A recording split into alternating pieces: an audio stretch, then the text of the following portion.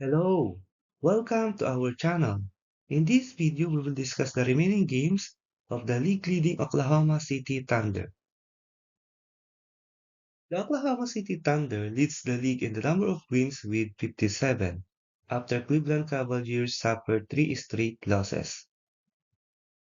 With 13 games left in their schedule, Oklahoma City Thunder sits comfortably in the number one position in the West. They are 24.5 games ahead of the Dallas Mavericks and 12.5 games ahead of the number 2 team Houston Rockets. They have the luxury to rest their players and prepare for the playoffs. The Oklahoma City Thunder average 119.8 points per game on 48% shooting from the field, 36.8 from beyond the arc, and 82.2% from the free throw line.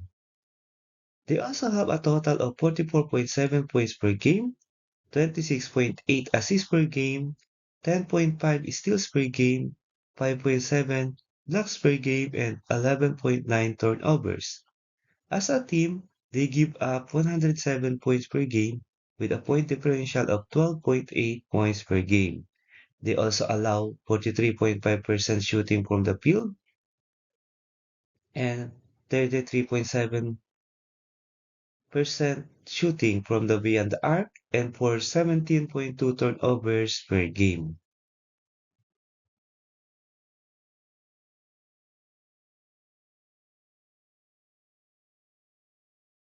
Shai Gilgeous-Alexander is the main guy for the team. He led his team in points, assists, steals, and blocks. Alexander is the league-leading MVP candidate with an average of 33 points per game, 5 rebounds per game, 6.2 assists per game, 1.8 steals per game, and 1 blocks per game. He shot 52.6% from the field, 37.1% from the three-point line, and 90.1% from the charity strips.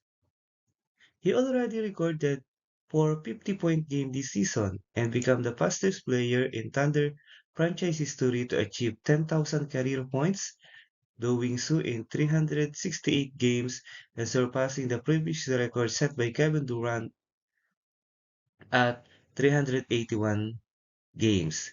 He captured Player of the Month honors in back-to-back months for November and December.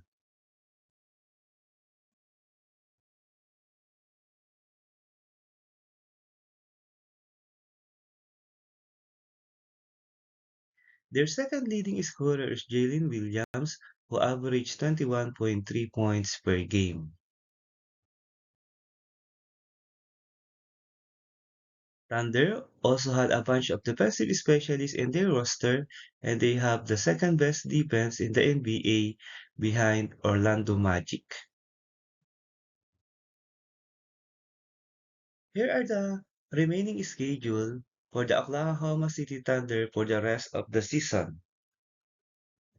Versus Charlotte Hornets, March 22, 8 a.m. Philippine Time, March 21, 7 p.m. Eastern Time. At Los Angeles Clippers, March 24, 9 a.m. Philippine Time, March 23, 8 p.m. Eastern Time. At Sacramento Kings, March 26, 10 a.m. Philippine Time, March 25, 9 p.m. Eastern Time. Versus Memphis Grizzlies, March 28, 8 a.m. Philippine Time, March 27, 7 p.m. Eastern Time.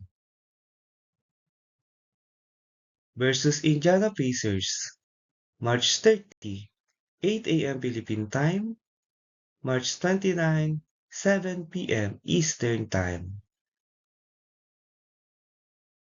Versus Chicago Bulls, April 1, 8 a.m. Philippine Time, March 31, 7 p.m. Eastern Time.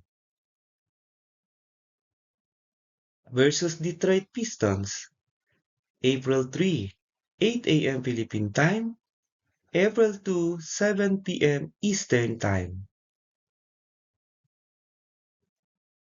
At Houston Rockets, April 5, 8 a.m. Philippine Time, April 4, 7 p.m. Eastern Time.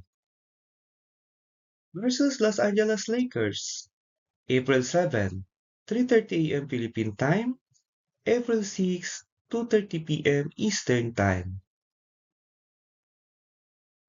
Versus Los Angeles Lakers, April 9, 8 a.m. Philippine Time, April 8, 7 p.m. Eastern Time. At Phoenix Suns, April 10, 10 a.m. Philippine Time, April 9, 9 p.m. Eastern Time. Versus Utah Jazz, April 12, 9:30 a.m. Philippine Time, April 11, 8:30 p.m. Eastern Time.